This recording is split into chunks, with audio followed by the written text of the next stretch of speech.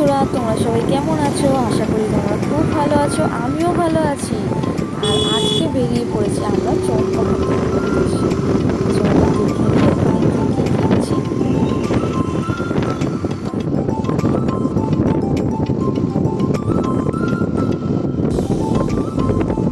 তো পৌঁছে গেছি মেলার মধ্যে। প্রত্যেকটা দোকানে দোকানে দেখো কতটা ভিড়।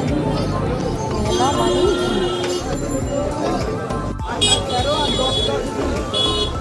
মেলায় এতটা পরিমাণে ভিড় যে আমরা যে দোকান থেকে কিছু কিনছি সেই দোকান থেকে ভিডিও তো আমি কিছুই করতে পারলাম না।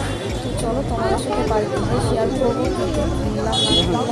দেখো কত ধরনের বাজি, এখানে এসে তোমরা বার্গেনিং করেও কিনতে পারবে, আবার কিছু কিছু দোকান ফিক্স রেটও আছে।